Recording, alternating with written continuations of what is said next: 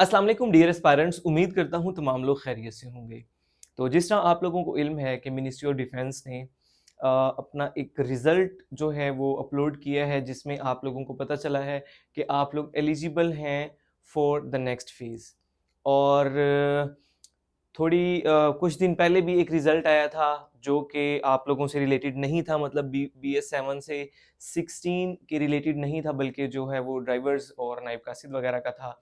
तो तब भी बहुत सारे लोगों ने एकदम चेक किया अपना स्टेटस और उन्हें वही पुराना स्टेटस शो हो रहा था, तो वो बहुत खुश हुए कि हम नेक्स्ट फेज़ के लिए क्वालिफ़ाई कर गए हैं।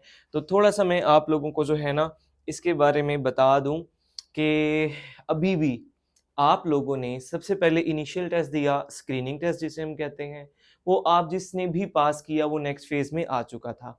और उसके बाद आप लोगों का एक डिस्क्रिप्टिव टेस्ट हुआ। अब लास्ट जो प्रोसीजर इनका होता है उसमें यही होता है कि पहले डिस्क्रिप्टिव का रिज़ल्ट आता है और जो लोग पास होते हैं उन लोगों का फिर नेक्स्ट फेज़ यानी कि साइकोमेट्रिक का एग्ज़ाम लिया जाता था। लेकिन इस बार इन लोगों ने क्या किया, एमओडी ने, जिस तरह के पहले भी मैं बताता रहता हूँ कि हर बैच में जब भी जॉब्स आती हैं तो कोई ना कोई सरप्राइज़ देते हैं एमओडी वाले।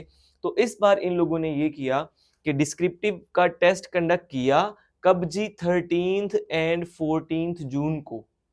और जिसमें 2 माह का जो है वो टाइम लगता था। मैं जब आप लोगों को गाइड कर रहा था तो मैंने यही आपको बताया था कि अभी 2 माह तकरीबन आप सुकून करें, तो 2 माह तक ही इसका रिज़ल्ट आता है। तो अब आप देखें तो अगर एग्ज़ैक्ट 2 माह बाद ही इसका रिज़ल्ट आया है, लेकिन चेंजेज़ इन लोगों ने क्या की, आपके डिस्क्रिप्टिव टेस्ट के यानी कि ये वाला जो संडे था, इससे जो आपका नेक्स्ट संडे बनता था, वो आपका बनता था 21st जून बनता था। तो उन्होंने साथ ही 21st जून को आपका साइकोमेट्रिक का भी अ, आपका टेस्ट जो है वो कंडक्ट करवा लिया। अब जो रिजल्ट आया है, कब आया है जी? ये 1-2 दिन पहले जो रिजल्ट आया है आपका, उसमें सिर्फ उन लोगों का बताया है जो लोग नेक्स्ट फेज में आए हैं, जिन लोगों ने डिस्क्रिप्टिव टेस्ट क्वालिफाई किया है। ठीक है?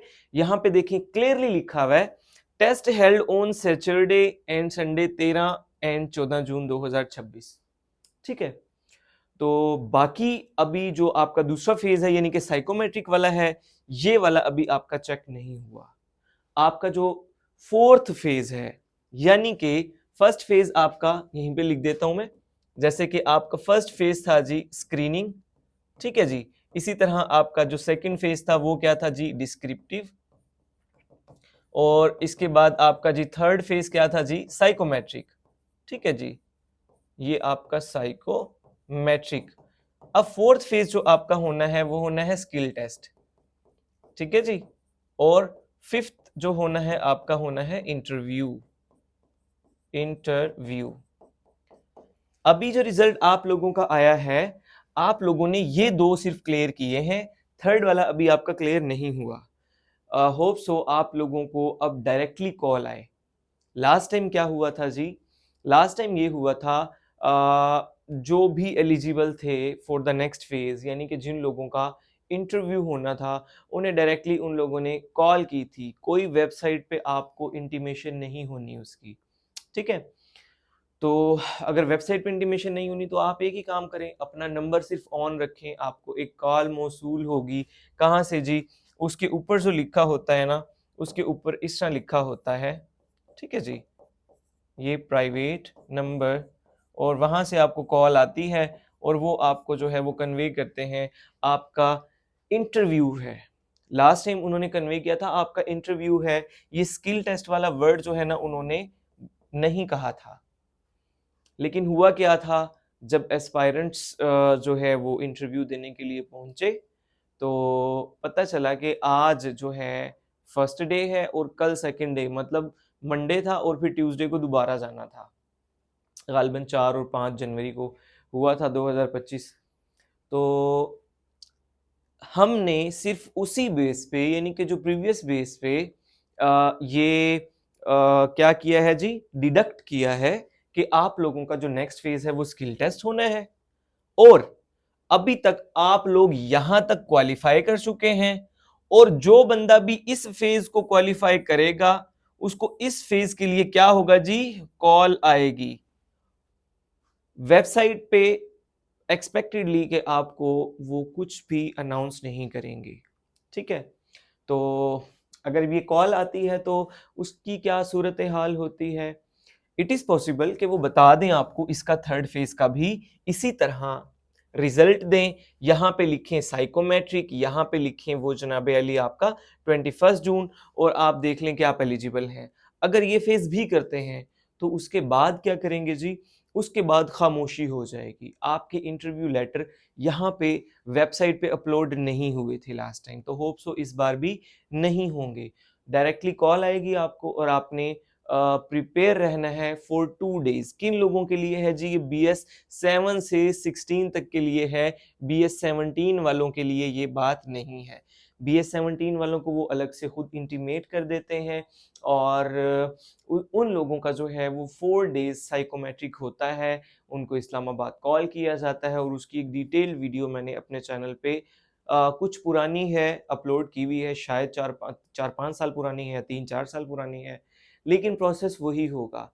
तो वो एडी हज़रात जो पास करें या जो मेरी वीडियो देख रहे हैं, तो आप लोग वही वाली वीडियो मेरे चैनल पे सर्च कर लें, एमओडी साइकोमेट्री की प्लेलिस्ट बनी हुई है, उसमें आपको वो मिल जाएगा कि 4 दिन में आप लोगों का क्या प्रोसीजर होता है वहाँ पे।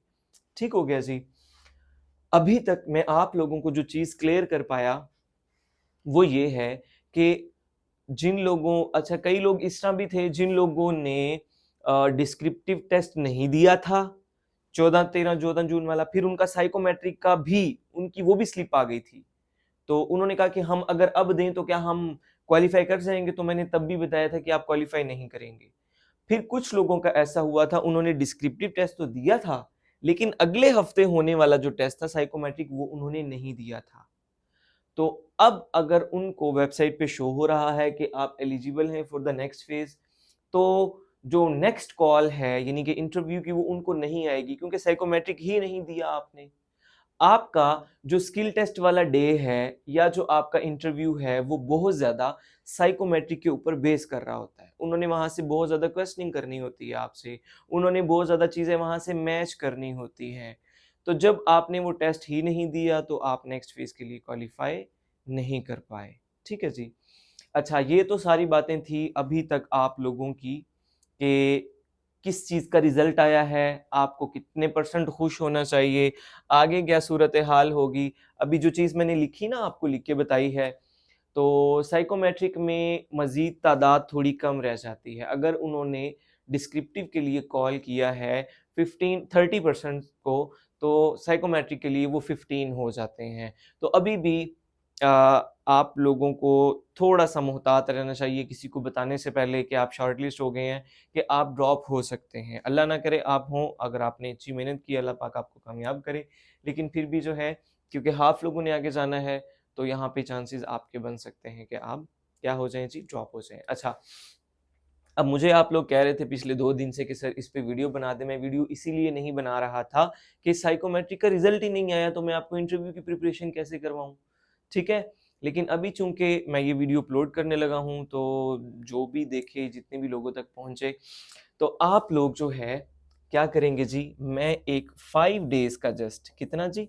5 डेज़ का ना एक मैं सेशन करवाऊँगा, जो कि रिलेटेड होगा हमारा इंटरव्यू की प्रिपरेशन के लिहाज से। ठीक है जी? उसमें हम क्या जी, हम आपका एक तो इंटरव्यू जो कि फाइनल होता है, उसके इंटर-वी-आई-एन-टी-ई-इंटर-वी-आई-ई-डब्ल्यू उसके जो डूज़ एंड डोंट्स हैं, हम उनको डिस्कस करेंगे और साथ में आपका जो स्किल टेस्ट है, जो कि आपका 1 दिन पहले हो जाता है, उसमें जो चीज़ें आपसे लास्ट पूछी गईं, जो टॉपिक्स आपको दिए गए, जो ऑब्ज़र्वेशंस आपको दी गईं, जो सिचुएशंस आपको दी गईं, जो ट्रांसक्रिप्शन आपको दी गई, तो उन चीज़ों को मैं थोड़ा-सा इलैबोरेट करूँगा ताकि आप लोगों का माइंड क्लियर हो जाए, ख़ास तौर पे जो नए एस्पायरेंट्स हैं। तो एमओडी में ऐसा होता है कि काफ़ी सारे एस्पायरेंट होते हैं, वही पुराने चल रहे होते हैं और मैं अक्सर कोट भी करता हूँ, मैंने पहले भी 2-3 वीडियो में कोट किया है, हमारे एक दोस्त थे बड़े प्यारे, तो उन्होंने कोई 2019 में दिया या 17 या 19 वाले बैच में उन्होंने दिया, तो इंटरव्यू तक पहुँचे, तो उनसे उन्होंने पूछा कि अगर हम आपको नहीं रखते, तो आप क्या करेंगे? तो उसने कहा जी मैं फिर अप्लाई करूँगा। तो उन्होंने कहा ठीक है जी, आप फिर अप्लाई करो। उसने फिर अप्लाई किया। 2019 के बाद 22 में आई, 23-24 3 बैच थे तकरीबन। उसके बाद वो लगातार अप्लाई करता रहा। तो चौथे बैच में जाके जो है ना, उन्होंने कहा कि आप अपनी बात के बड़े पक्के हो, तो फिर उन्होंने उसे रख लिया। तो खैर ये तो एक मज़ा था। आपको जो है इंशाल्लाह जो 5 डेज़ का मैं सेशन करवाऊँगा, उसमें इन दोनों के अंदर जो भी चीज़ें एक्सपेक्टेड होंगी या जो पूछी गई हैं, पहले आपसे पूछी जा चुकी हैं, हम उन्हें डिस्कस करेंगे। और इस सेशन का जो है ना, आपने मुझे व्हाट्सएप करना है किस नंबर पे जी? 0318, पहले भी आप लोगों के पास होगा ही, तमाम लोगों के पास, 333-4404। ठीक है जी? अब इस पे आपने व्हाट्सएप क्या करना है, देखें लास्ट टाइम मैंने वो सेशन करवाया था, तो मैंने FIA का इंटरव्यू का तब भी मैंने आप लोगों को कहा था कि अगर मतलब हमें सिर्फ वो एस्पायरेंट्स चाहिए जो वाकई यहाँ पे क्वालिफाई किया है। ये नहीं कि कोई भी स्टूडेंट आ जाए और वो आके जो है ना, वो आपके अंदर शामिल हो जाए। तो इसके लिए जो है ना, छोटी सी एक हमने वो क्या लगाया, एक बैरियर सा लगा लें आप, ठीक है? उसमें हमने कहा आपको आपका जो रिजल्ट है ना, आपने हमें अपने रिजल्ट का स्क्रीनशॉट भेजना है। जो आईडी कार्ड नंबर होता है वो हमें नहीं चाहिए, आप उसे छुपा दीजिएगा, ठीक है? आप वो हमें स्क्रीनशॉट भेजेंगे। नंबर 2, आप जो है इसकी जो फ़ी होगी वो बहुत ही मिनिमम, जैसे कि लास्ट भी मैंने रखी थी, जस्ट 1000, ठीक है जी?